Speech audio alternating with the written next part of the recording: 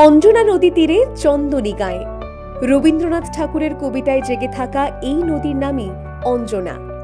একসময়ের শান্ত স্রোতা জীবন্ত এই নদী এখন মৃত।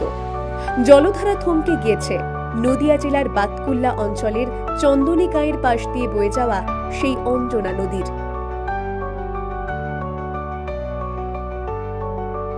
একসময়ে এই নদী ছিল এলাকার পরিবেশ, কৃষি ও নৌ পরিবহনের প্রাণ।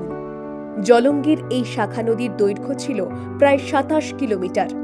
জালালখালী থেকে উৎপন্ন হয়ে বাতকুল্লা আঙুরঘাটা পেরিয়ে ব্যাসপুরের কাছে চূর্ণী নদীতে মিশে যাওয়া এই নদীপথে একাধিকবার নদিয়ায় এসেছেন রবীন্দ্রনাথ ঠাকুর। চন্দনী গাঁয়ের প্রকৃতি আর অঞ্জনার রূপ দেখেই লিখেছিলেন সহজ পাঠের সেই কবিতা। আজ সেই নদী শুকিয়ে গেছে, বুক জুড়ে কচুরিপানা। গ্রীষ্মকালে পেরোনো যায় হেঁটেই। জায়গায় জায়গায় নদীর উপর গজে উঠেছে বেআইনি বসতি। নদী দেখলে মন খারাপ হয় বাসিন্দাদের। চেনা যাচ্ছে না। আমার ছোটবেলায় যা নদী দেখেছি সেই নদীতে জল থই থই করতো, এখন আর নদীতে সেই জল থাকে না। নদীকে নদী চেনা যাচ্ছে না, আর নালায় পরিণত হয়েছে। এই অঞ্জনা নদী কৃষ্ণনগর থেকে পাশের বেশপুর পর্যন্ত গেছে। এই নদী দিয়ে কোনো এক সময় রবীন্দ্রনাথ ঠাকুর গেছিলেন। আমাদের গ্রাম চন্দনদহ গ্রাম, আর এই নদীটার নাম আছে অঞ্জনা নদী। এই নদী নিয়ে কবি রবীন্দ্রনাথ ঠাকুর তার লেখা লিখেছিলেন যে অঞ্জনা নদী তীরে চন্দনী গাঁয়, পোড়া মন্দিরখানা গঞ্জের পাই। সেটা পাশেই অবস্থিত, সেটা আমাদের গ্রামের ঠিক পাশেই আছে। তার অবস্থায় এখন কোনো ইয়ে নাই, তার চিহ্ন নেই, এখন বিলুপ্তির দিকে আর কি।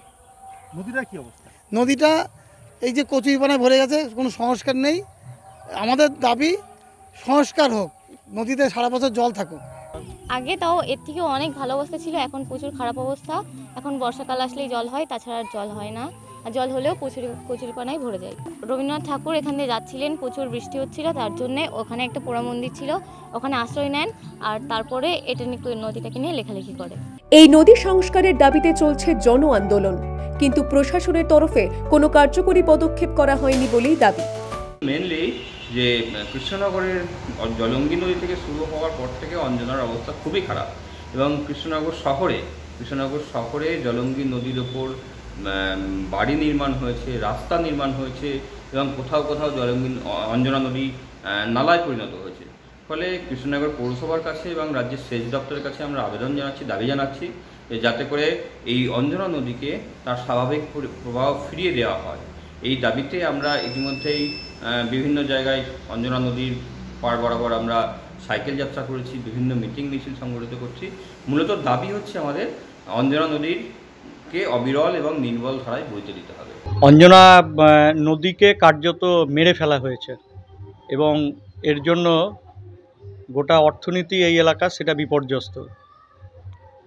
এখন যে অবস্থা আছে সেই অবস্থা থেকে পূর্বাবস্থায় ফিরিয়ে আনাটা খুব কষ্টকর, কিন্তু সরকারি উদ্যোগ এবং তার সঙ্গে গণ উদ্যোগ দুটোকে যদি যুক্ত করা যায় তাহলে অনেকটা আগের মতো অবস্থায় ফিরিয়ে নিয়ে যাওয়া এখনো পর্যন্ত সম্ভব, সবটা না হলেও অনেকটা। এলাকার সাংসদ জানান, বিষয়টি নিয়ে তারা রাজ্য ও কেন্দ্রীয় স্তরে আলোচনা করেছেন। এ বিষয়ে প্রকল্প আনা দরকার।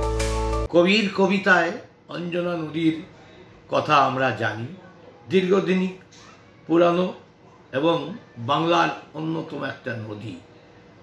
আজকে দেখা যাচ্ছে দুর্নীতির কারণে বা দীর্ঘদিন সংস্কারের অভাবে, রাজ্য সরকারের অবহেলায় এই নদীটি মজে গেছে।